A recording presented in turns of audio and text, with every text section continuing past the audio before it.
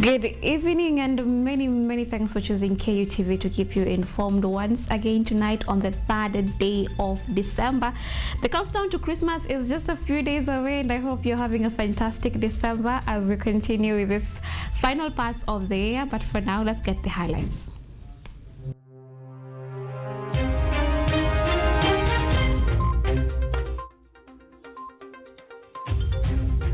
Former Deputy President Rigathi Gachagua declares that the opposition movement has gained momentum and is taking root in Nairobi.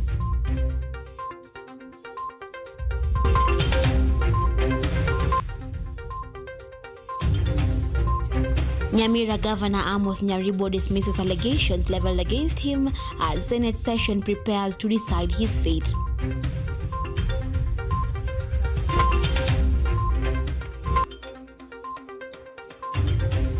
Workers demand that the government honors its agreement with them, warning they will down their tools this month if it's not complied with.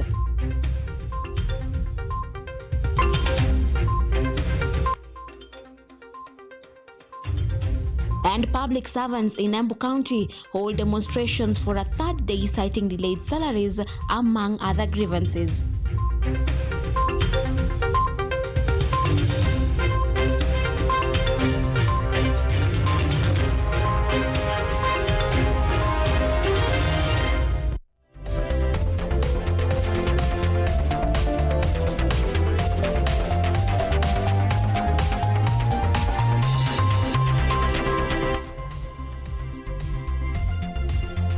This is KUTV Primetime News with Yvonne Kemuma. On the sign language interpretation, I'm in the company of Brian Perudo. Engage with us on X at KUTV_Kenya, at Kemuma_Monari. We are streaming live on YouTube at KUTV News Kenya. Will begin. Now, former Deputy President Rigathi Gachagua has urged leaders who are facing pressure from the government to defect and join the Democracy for Citizen Party, especially Nairobi Senator Edwin Sifuna and Embakasi East Member of Parliament Babu Owino. Listen in. The political battles over who is the boss of Nairobi continue to intensify today, with former Deputy President Rigathi Gachagua appearing to persuade ODM Alliance to join his party so they can outmaneuver the county leadership by 2027. Ukifukuzwa na William Ruto, you are welcome to DCP. Sifuna akuje asikuje. Sifuna is a great senator in Nairobi, and I have no problem with the DCP supporting Sifuna to be the senator of Nairobi. We have no problem. Si ndio? William Ruto amesema hata huyu Babu Owino akinunua ODM akwe. Babu Owino ukifukuza na William Ruto, this is your home. Kuja nyumbani. Si ndio? Gachagua criticized President William Ruto, claiming that his political strength has faded because the opposition has united in a bid to remove him from power. According to Gachagua, those who have remained in the government no longer have the influence to campaign for the president. And I am saying, why Nairobi? The contest previously has been between us, those of us who are previously in UDA and ODM.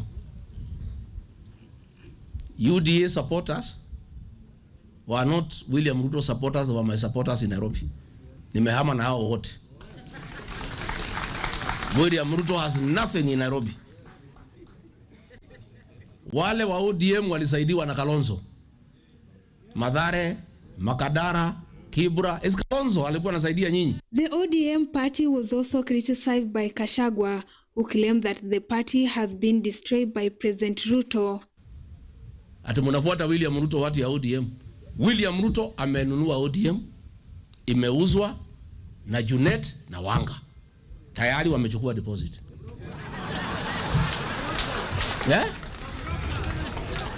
Sasa siku Raila alikufa, the day Raila died, Junet used to be with Raila throughout. He never went to collect his body. Alifika airport akajifanya ni mgonjwa, akawachwa akiuza ODM. Hao mabroka wameuza ODM. Regarding the groups that have been attacking him in his event, Gachagua said the government is fully involved in those incidents, dismissing the president's remark at the Security Forum that some leaders are inciting violence. Yes, Raymond Omolo ndio alipanga hiyo fujo ya Kariobangi wakiwa na ma-MCA ya ODM. Sasa nimeona wamekamata hao vijana hapa Wajaluo wapeleke hao kotini. Why are you not arresting the MCAs and the PS internal security? Siku tulipigwa airport, Murkomen ndiye alitoa pesa ya goons. I saw him yesterday. We cannot allow goonism in Kenya. Murkomen, it is during your reign as CS Interior that goons have become part and parcel of the National Police Service. You should be ashamed of yourself. Saa unavaa ya bei kali na viatu, lakini wewe ni ovyo. Gashagua's statement continued to spark mixed reactions, particularly regarding the opposition strategies, with many dismissing his remarks, while others appear to follow the direction he's offering. Rael Makona, KUTV. Now, more than a decade since its adoption, Kenya's 2010 constitution is still not fully implemented. Political scientist Julius Makori says political interest, limited citizen involvement, and weak public participation continue to undermine electoral integrity and democratic progress. Unclear constitutional procedures and poorly executed public participation are slowing Kenya's democratic progress, Julius Makori, a political scientist, told the media, warning that the gap between citizens and officials responsible for implementing the 2010 constitution continues to undermine governance. Julius Makori warned that crucial constitutional reforms in Kenya are facing resistance as some stakeholders don't understand what is being implemented, saying the misunderstanding is delaying progress, creating friction, and threatening the successful rollout of planned changes. What you want to implement, they don't understand. You can take an example of the recent findings. We have seen it even from the head of state complaining that some of the people in specific ministries don't understand what they are doing in their ministries, and indeed we have seen a lot of contradictions. So how do you understand? How do you implement a manifesto which you don't understand? How do you work in a ministry which you don't understand? How do you assist the head of state to realize the results he wants when you don't understand? Makori said democracy is founded on fairness and the just management of people, emphasizing that true democratic governance must place citizens at the center, ensuring equity and accountability within a society built on shared national values. Democracy is about the fairness. It's about people. It's a fairness of managing the affairs of human beings or people in a nation or in a society. Now, if we come to our state, for example, our nation, the democratic principles are not observed. Let us give basics, especially in our elections. Makori warned that Kenya's elections are being compromised by political interference and flawed procedures, citing widespread legal battles, impeachments, and voters' manipulation, which he said leaves citizens uncertain and undermine the country's democratic ideals. And therefore, these are the fellows. In fact, some people have said that in these democracies, the third world democracies, the decision of the voters don't matter. If there was transparency from voting stations to the counting, you could not see this kind of fights, because people could be having confidence in the electoral processes. Now, the way we choose our electoral bodies is equally questionable. These are a very big gap. Makori warned that without citizen engagement and constitutional reforms, political interference and flawed elections will continue undermining Kenya's democracy and governance. Edna Nerea, KUTV, Nairobi. Now, tension is mounting within Machakos County's health sector as two major health unions threaten industrial action, raising fears of disrupted services ahead of the festive season. Linda Nzilu has the details. Machakos faces a looming health crisis as the Kenya Medical Practitioners and Dentists Union, KMPDU, threatens a strike over UN-implemented CBA agreements. In the meantime, KUCO has also issued a 21-day notice accusing the Ministry of Health and county governors of defying court orders on concluding a CBA and enforcing return-to-work formulas. Lower Eastern KMPDU Chair Charles Okumu emphasized that they will appreciate a county government that respects agreement, be they CBAs or contracts with insurance companies, warning that failure to honor such commitments will inevitably create serious problems. We would appreciate a county government that respects agreements. If we sit with you and we agree as workers, as employees, then for sure, you do your side, I do my side. That is how it plays all over the world, not just locally. So we'd appreciate a government that respects agreements, be they CBAs, be they return to work formulas, be they contracts with insurance companies, because then if we do not do that, then we have a problem. Okumu noted that they are giving final warning to the county since they have been negotiating for 6 months this year, and yet these issues have not been solved, and added that they are going to get the national office and talk to national officials and issue a strike notice if the issues are not addressed within the shortest time possible. This is the final warning we are giving the county, because we have been negotiating for 6 months from July of this year. We are in December. These issues have not been solved as we speak. So this is a final warning, and we are going to get the national office. We are going to meet the national officials, and we are going to issue a strike notice if these issues are not addressed. If these issues are not addressed within the shortest time possible. Charles Okumu revealed that some health workers have become patients themselves, including a colleague in ICU after a severe crash, adding that others cannot access treatment because unpaid social health authority remittances leave them stranded without essential medical care. As we speak, we have a colleague of ours who is admitted in the ICU after a road traffic accident and severe head injury, plus other multiple injuries. We have a colleague who is in the HDU, we have another one in the ICU, we have a colleague who is waiting for surgery, and they cannot have that surgery done for them. A very senior colleague suffered fracture of the leg the other day. They cannot even get care. The unions now urge immediate intervention, warning that continued delays will cripple health services. Residents fear an impending shutdown as negotiations stall and frontline workers remain vulnerable without adequate support or insurance protection. Linda Nzilu, KUTV. Now, the Kenya Union of Post-Primary Education Teachers, KUPET, is insisting that intern teachers in junior secondary schools should be granted permanent contracts with the full pension rights. The group, led by Machakos Branch Vice Chair Yvonne Musyoka, is also calling for sufficient autonomy for junior secondary teachers to manage their activities efficiently without interference from the national or county governments. The group also wants the government to firm up on Minet insurance and avoid double deductions from both Minet and SHA. Transfer of teachers. Let the senior secondary school teachers who are qualified in C5 go and administer in junior secondary schools. Wamesema hawataki SHA.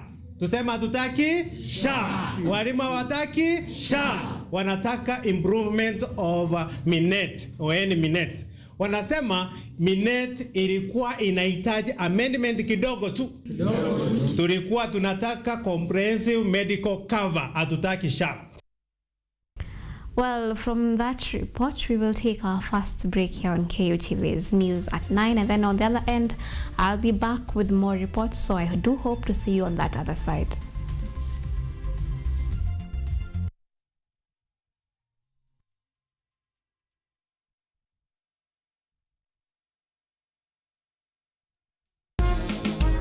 A new era, a new people. This is the Law Matters Show.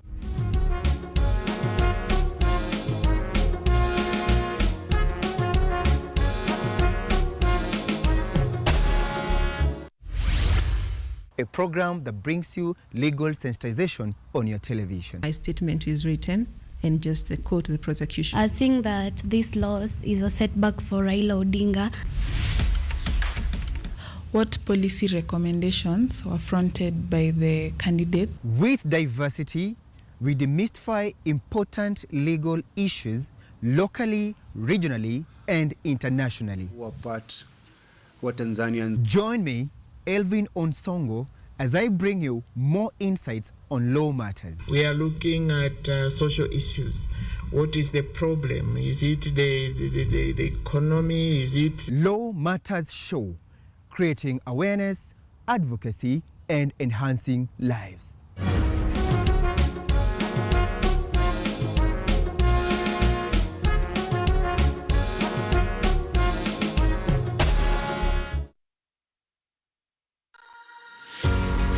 Are you ready to take charge of your health? Welcome to Focus on Health, your weekly guide to staying informed and living better. Join me every week as I sit down with trusted medical experts. Gynecology is basically a field concerned with mainly the female genitalia. Explore real-life stories During when the patient come in, and bring you updates and tips that are beneficial to your health. Because health isn't just important, it is everything. Tune in to Focus on Health every Thursday at 7:30 p.m. only on KUTV. I'm your host, Kandia Marian, and I'll see you then.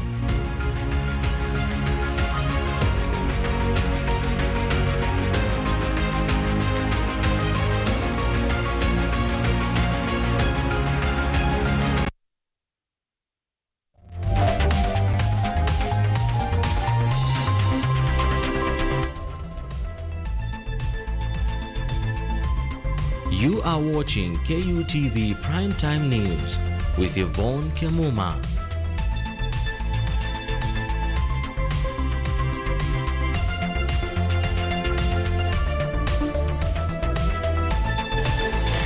Welcome back, and let's continue. Now, hundreds of Embu County workers staged major demonstrations today in Embu town as their strike entered its 5th day. The strike, which began on Monday, has been fueled by complaints over poor working conditions, delayed payments, stagnant salaries, and failure by the county to remit statutory deductions. Workers drawn from the health, education, finance, administration, and public works departments have vowed not to call off the strike until all their grievances are addressed. It's day since hundreds of Embu County workers took to the streets to raise their voices against what they describe as extremist treatment. The strike, which began on Monday, has led to a halt in several key county departments, including health, education, finance, administration, and public works.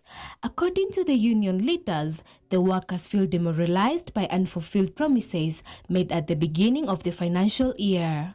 Tuliweza kuwasafu na barua ya siku 14, wakaanza kutuingiza katika siasa za Mbeere North, tukaongezea siku zingine 21, wao wakaenda kulala baada ya kuangalia maslahi yetu. Union leaders, including Jacinta Romba from the Health Workers Union, said their patience has run out. We sat down after last year. We formed a bipartisan committee. I was among the members of the bipartisan committee, which comprised of the government side and the union side. We sat down for, I think it was 3 months, and came up with a clear budget of how and what was to be done. The acting chairperson of the Health Workers Union, Aloysius Njoka, criticized county financial controllers for failing to address the workers' concerns, saying the situation amounts to oppression.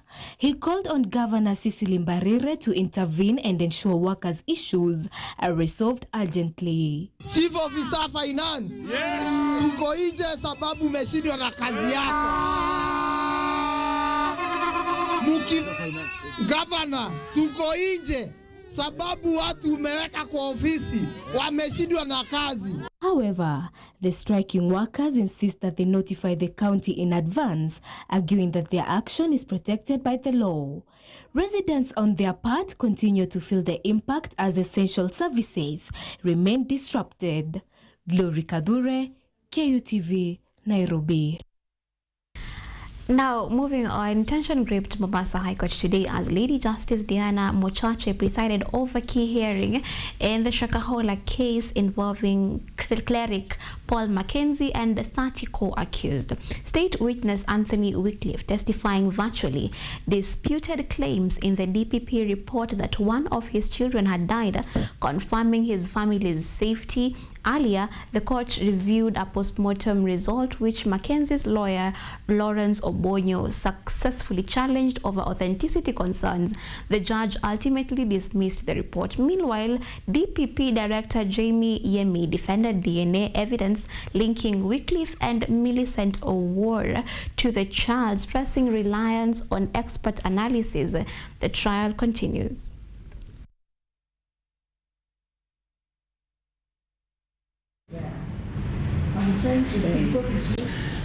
As it is, we are facing a lot of issues with last-minute witnesses, and some of these things are coming out. In due course, we are going to see the whole truth as to whether indeed someone died and whether indeed what they are bringing is actually what we have on record. So this is what we are, the context of what we are being brought to you in terms of that. There's no probative value. That means that the documents bear not a single shred of weight in the evidence that was put out. And then we also moved to expunge all the things that were submitted that were not supported by that document. Now, earlier today, senators convened as Amos Nyaribo impeachment hearings officially opened in the Senate of Kenya. The Nyamira governor pleaded not guilty to charges of constitutional violations and abuse of office, while senators weigh a preliminary objection that could halt the trial. According to the Senate Majority Leader Aaron Cheruyot, pursuant to Article 181 of the Constitution and Section 33 of the County Government Act of 2012, on November 25th, the Nyamira County Assembly approved the motion to remove Amos Nyaribo from office through impeachment. However, according to Cheruyot, the threshold required for removal of a governor from office by impeachment, as contemplated in Section 33 of the County Government and Standing Order 62 of the County Assembly of Nyamira, was not met. People watching me in Nyamira now want us to respond to the concerns by the County Assembly. Nowhere in the jurisprudence of this country have we ever tested the issue of who is voting at the 2/3. Earlier, 23 out of 31 members of the County Assembly voted in support of the motion to remove him from office. The allegations presented by the Bonya Matatu Ward Representative Julius Kimomi included destruction of public property, abuse of office, violation of the law and the Constitution, among others. According to the Constitution, to remove a governor, the motion must be first supported by at least 1/3 of the members of the County Assembly for it to be tabled. However, it requires a 2/3 majority vote of the County Assembly to pass before being forwarded to the Senate. If the Senate votes by a majority to uphold the removal, then the governor is officially ousted from office. Rajab Juma, KUTV. Now, stakeholders in Kenya's tea sector have expressed deep concerns over delays in fertilizer distribution and the increasing burden placed on farmers, issues that are reducing production and lowering their earnings. Speaking at Thumaita Tea Factory during the annual general meeting, Chairman Richard Mago urged the government to ensure fertilizer reaches farmers on time, noting that this year's delays have already caused significant losses. Mago also called on KTDA to take swift action to support both the factory and the farmers, pointing out that the current system does not adequately prioritize farmers. Additionally, farmers have raised concerns about fertilizer quality and the taxes that continue to weigh down on them.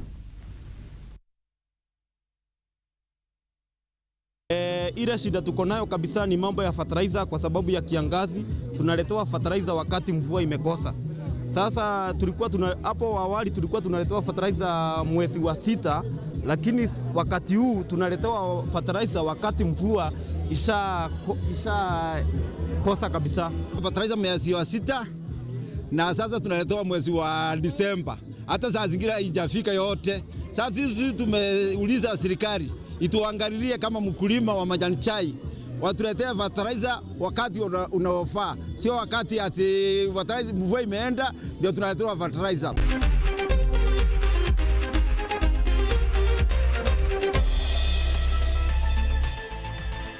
Now, in last night's Premier League matches, Manchester City edged Fulham 5-4 in a thrilling game. Newcastle United drew 2-2 with Tottenham, while Everton beat AFC Bournemouth 1-0. Today, Arsenal face Brentford, Brighton meets Aston Villa, Burnley take on Crystal Palace, while the Wolves play Nottingham Forest, Leeds host Chelsea, and Liverpool meet Sunderland. The kick-off for the matches started at 4:30 p.m.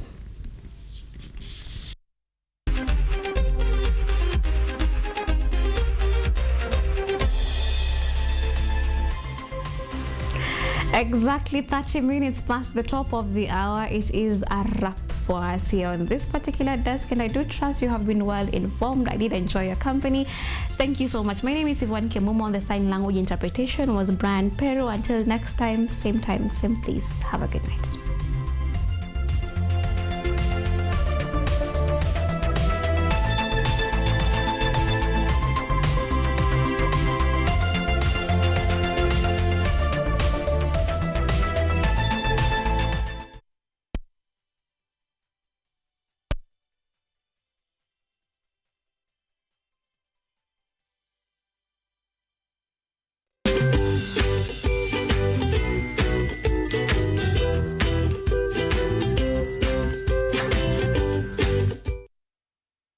Are you an aspiring media practitioner, a graduate, or you just want to advance your skills in television production? Then welcome to Kenyatta University.